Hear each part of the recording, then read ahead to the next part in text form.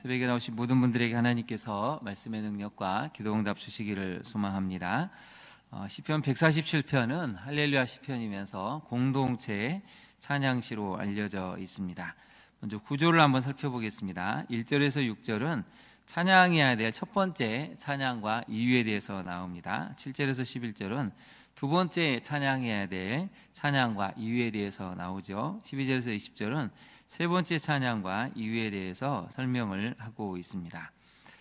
중간에 이 계절에 대한 이야기도 나옵니다. 이스라엘은 굉장히 눈을 보기가 어렵기 때문에 눈이 오면 이게 굉장히 신기한 현상이고 신비한 것으로 생각을 했습니다. 그래서 여러분 16절 한번 보실까요? 16절을 보시면 눈을 양털같이 내리시며 서리를 재같이 흩으시며 우박을 떡 부스러기같이 뿌리시나니 누가 능히 그의 주의를 감당하리요. 거의 눈을 보지 못하는 고대 이스라엘에서 눈이 내리면 이건 정말 하나님이 신비한 자연현상을 보여주신다 생각해서 굉장히 기적적인 현상으로 많이 생각을 했다고 합니다.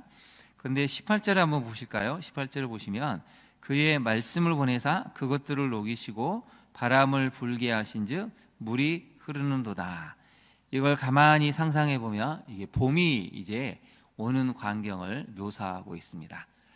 눈이 내리고 겨울과 같은 상황이 펼쳐졌는데 그거 눈을 녹이시고 바람을 불게 하시니까 어떻게 됩니까? 눈이 녹고 서서히 물이 흐르면서 봄이 온다는 표현을 이렇게 시적으로 표현하고 있습니다. 근데 여러분 18절의 앞부분을 한번 보실까요? 무엇을 보내셔서 봄이 오게 한다고 하십니까? 말씀을 보내사. 거기다 한번 네모를 쳐보실까요? 그래서 하나님의 말씀으로 모든 천지의 사계절은 움직이고 천지 만물은 다 질서 있게 조화롭게 움직인다는 것입니다. 이것을 기억하고 오늘 본문으로 들어가 보겠습니다. 1절은 찬양에 대해서 이야기를 합니다. 그래서 우리 하나님을 찬양하는 것이 어떤 것인가? 첫 번째 메시지입니다. 성도의 삶에서 하나님을 찬양하는 것이야말로 선하고 아름답고 마땅한 일이다 하고 오늘 시편의 저자는 알려주고 있습니다. 1절을 다시 한번 볼까요? 1절을 보시면 하나님을 찬양하는 일은 선하다. 그리고 찬송하는 일은 아름답고 마땅하다라고 알려주고 있습니다. 우리가 하나님 앞에 선한 것이 무엇인지 아름다운 것이 무엇인지 어떻게 해야 마땅한 삶의 열매를 맺을 수 있는 것인지 많이 고민하고 또 훈련을 하고 노력을 하지만 오늘 시편 147편은 첫 번째로 알려줍니다. 찬양하는 삶이 바로 하나님 앞에 선한 것, 아름다운 것, 또 마땅한 것이라고 알려주고 있습니다. 그래서 여러분 우리가 하나님을 향해 뜨겁게 찬양할수록 우리의 삶에서 이 세 가지 현상이 반드시 나타나게 된다는 것이죠. 그래서 하나님을 찬양해야 될 이유에 대해서 2절부터 이제 설명을 하고 있습니다. 2절부터 한번 볼까요? 예루살렘을 세우시고 이스라엘의 흩어진 자들을 모으시고 상심한 자들을 고치시고 그들의 상처를 싸매십니다. 2절은 하나님의 구원에 대한 이야기를 하고 있습니다. 무너진 예루살렘을 세우시는 분이시죠. 전쟁으로 인해서 포로로 끌려갔던 사람들을 모으시는 분이십니다. 또한 3절을 보시면 상심한 자들을 고치시며 그들의 상처를 싸매시는 치유하시는 분이시다라고 알려주고 있습니다. 거기다 밑줄을 그어보실까요? 고치시며 싸매시는도다. 그래서 우리가 하나님을 가까이 할수록 우리의 상처는 고침을 받고 우리의 여러 가지 내면의 아픔들은 하나님이 싸매시는 그런 치유의 과정을 반드시 겪게 된다는 것입니다. 그 하나님을 찬양해야 된다고 알려주고 있죠.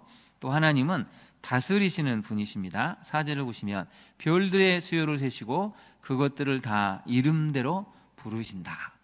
여러분 하늘의 별이 얼마나 많습니까? 우리의 인간의 능력으로는 셀 수 없을 만큼의 어마어마한 별들이 있죠. 그 모든 별들의 수요를 세시고 그것을 어떻게 부르신다고 나와 있습니까? 그 이름대로. 그럼 하나님께서는 별들의 이름을 이미 다 지어 놓으셨다는 것을 알 수가 있죠. 상상할 수 없을 만큼의 하나님의 위대한 능력이 여기에 나타나고 있습니다. 우리 5절을 같이 한번 읽어볼까요? 우리 주는 위대하시며 능력이 많으시며 그의 지혜가 무궁하시도다. 그래서 여러분 6절 같은 구절은 암송을 하시면 좋겠습니다. 우리 하나님은 어떻다고요? 위대하시고 능력이 많으시고 그의 지혜는 무궁하십니다. 여러분 자녀들을 지혜롭게 가르치고 싶으십니까? 무궁한 지혜를 갖고 있는 하나님을 자꾸 만나게 하십시오. 말씀을 묵상하게 하고 기도하게 하면 그 무궁한 지혜가 우리 자녀에게도 연결이 되어서 그 지혜가 나타난다는 것입니다. 우리 한 번 더 5절을 읽어볼까요? 우리 주는 위대하시며 능력이 많으시며 그의 지혜가 무궁하시도다. 여러분 오늘 특별히 이 3절과 5절을 많이 묵상하시면서 하나님이 나의 내면의 아픔들, 상처를 싸매 주시기를, 치유해 주시기를, 또 하나님의 이런 위대하심, 능력이 많으신 무궁한 지혜가 내 삶에 나타날 수 있기를, 우리 자녀에게도 연결되기를 기도하시기를 바랍니다. 말씀은 여러분 읽고 깨닫는 데만 그치는 것이 아니고 그 말씀이 내 삶에 연결될 수 있도록 적용하고 자꾸 그 말씀을 암송할 때 그 말씀이 능력이 있다는 것이죠. 6절을 보시면 하나님은 겸손한 자들은 붙드신다, 악인들은 땅에 엎드려 뜨신다고 하고 있죠. 이건 심판을 이야기합니다. 그래서 1절에서 6절까지는 첫 번째 찬양을 해야 될 이유에 대해서 분명하게 설명을 해주고 있습니다. 적용을 한번 해볼까요? 여러분 찬양을 통해서 선하고 아름다우며 이 마땅한 열매를 맺고 있습니까? 찬양의 내용이 방금 우리가 살펴본 것처럼 하나님의 구원하심, 치유하심, 다스리심과 위대하심 그리고 심판을 담고 있습니까? 막연하게 찬양하는 것이 아니라 시편을 읽어보면 얼마나 구체적으로 하나님을 찬양해야 되는지 조목조목 우리에게 알려주고 있습니다. 그 내용을 가지고 하나님을 찬양할 때 우리의 찬양이 풍성해집니다.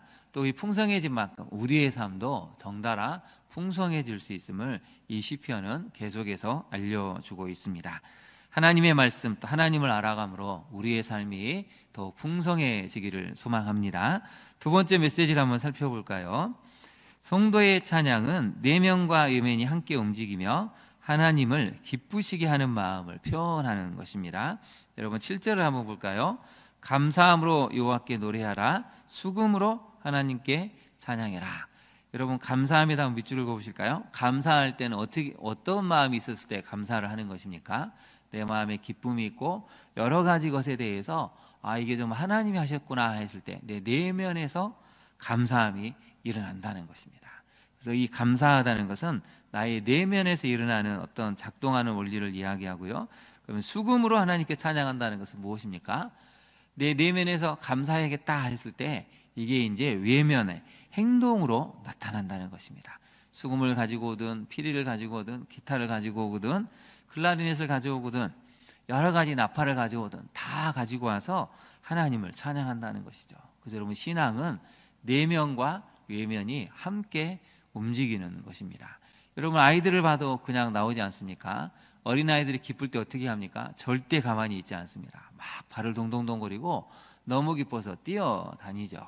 이 아이들도 자기 마음에 기쁜 일이 있으면 그걸 그냥 온몸으로 표현합니다. 우리가 하나님을 감사한다는 것, 노래한다는 것은 그저 생각만으로 감사하는 것이 아니고 우리의 행동이 그렇게 나타날 수 있다는 것을 오늘 시편은 알려주고 있습니다. 특별히 여러분 10절, 11절을 한번 볼까요? 10절, 11절은 정말 하나님이 기뻐하는 것이 무엇인가에 대해서 나와 있죠. 제가 10절을 한번 먼저 살펴보도록 하겠습니다. 여호와는 말의 힘이 세다 해서 기뻐하지 않고 사람의 다리가 억세다 해서 기뻐하지 않습니다.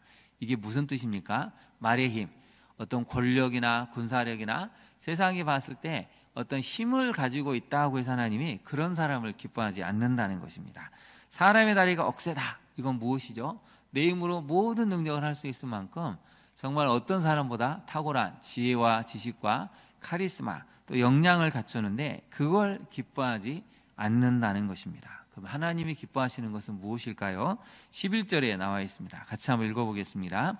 여호와는 자기를 경외하는 자들과 그의 인자하심을 바라는 자들을 기뻐하시는도다. 여러분 11절을 별표를 하셔야 됩니다. 하나님이 기뻐하시는 게 있죠. 딱 두 가지입니다.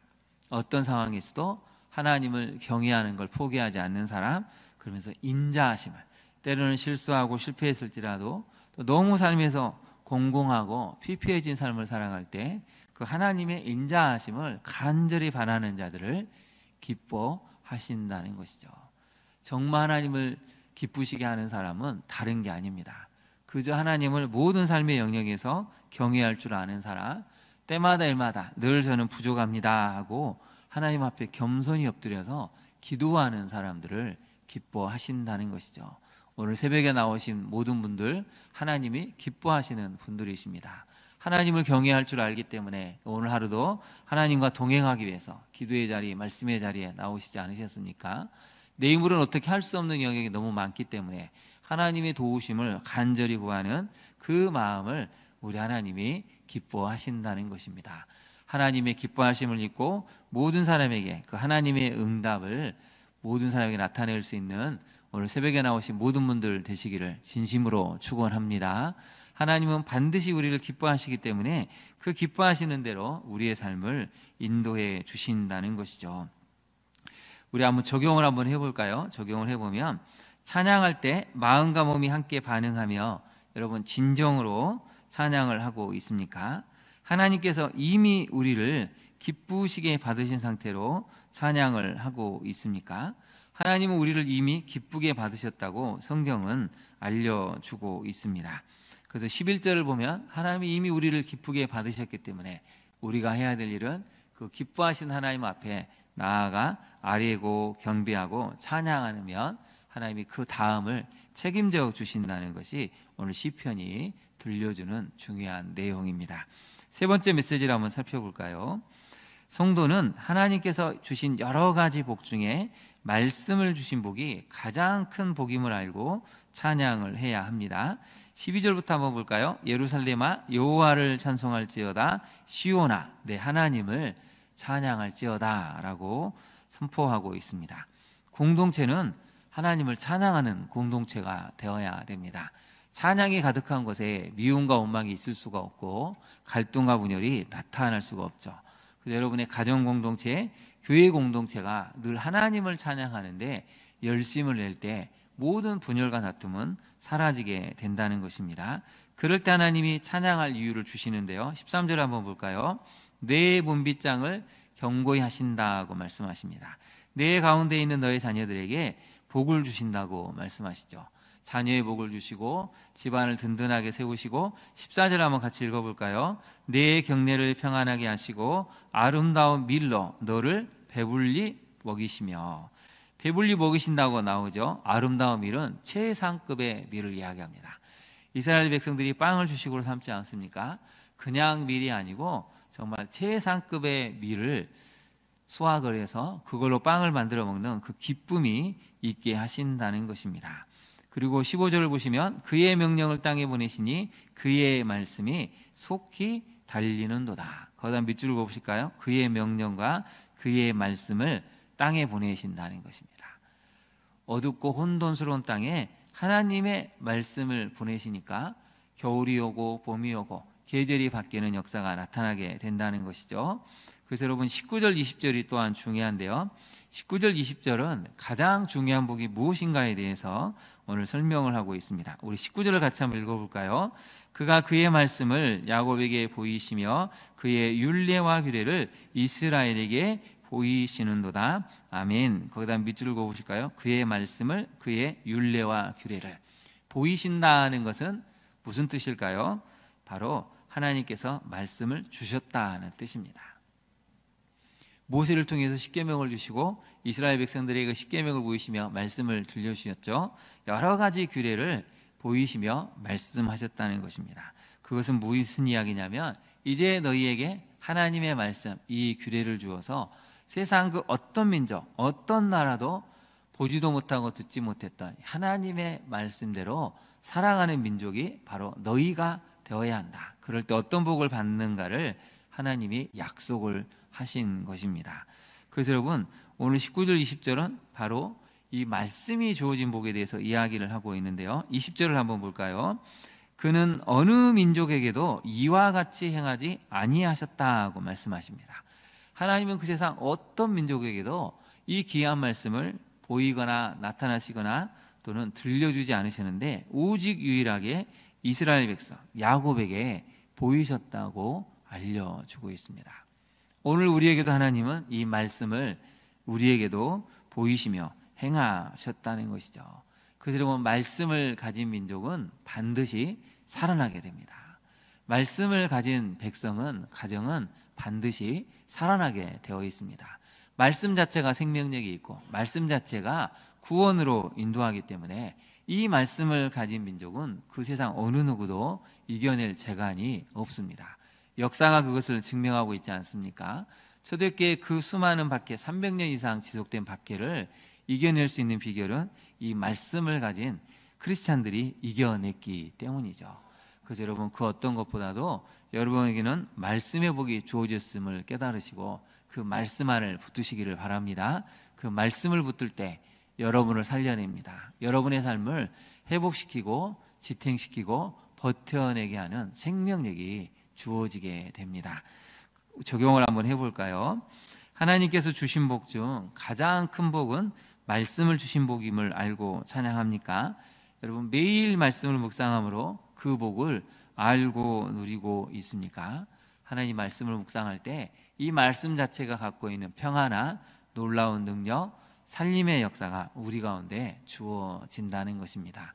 오늘도 이 말씀을 묵상함으로 그 복을 알고 누릴 수 있는 우리 모두가 될 수 있기를 진심으로 축원합니다. 기도하겠습니다. 하나님, 그렇습니다. 하나님은 우리에게 여러 가지 복을 주셨습니다. 하나님을 찬양하는 일이야말로 선하고 아름답고 마땅한 일임을 다시 한번 깨달았습니다. 우리가 감사함을 하나님께 노래하고 또 수금을 하나님께 찬양할 수 있는 내면과 외면이 늘 같이 움직이는 하나님을 찬양하는 백성으로 살게 하옵소서. 무엇보다도 하나님은 자기를 경외하는 자들, 또 인자하심을 바라는 자들을 기뻐하신다고 하셨습니다.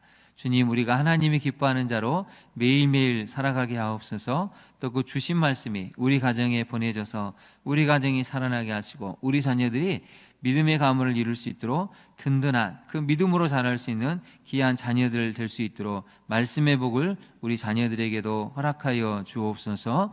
말씀을 우리에게 주셨사오니 이 말씀이 우리 가정을, 우리 교회를, 이 땅 대한민국을 다시 한번 살리며 회복시키며 치유하는 위대한 말씀의 역사가 나타날 수 있도록 오늘 하루 이 말씀을 붙들고 삶을 살아가는 모든 성도들에게 풍성한 은혜를 허락하여 주옵소서. 예수님 이름으로 기도합니다. 아멘. 하늘에 계신 우리 아버지, 아버지의 이름을 거룩하게 하시며 아버지의 나라가 오게 하시며 아버지의 뜻이 하늘에서와 같이 땅에서도 이루어지게 하소서. 오늘 우리에게 일용할 양식을 주시고 우리가 우리에게 잘못한 사람을 용서하여 준 것 같이 우리 죄를 용서하여 주시고 우리를 시험에 빠지지 않게 하시고 악에서 구하소서. 나라와 권능과 영광이 영원히 아버지의 것입니다. 아멘. 우리 함께 기도하도록 하겠습니다.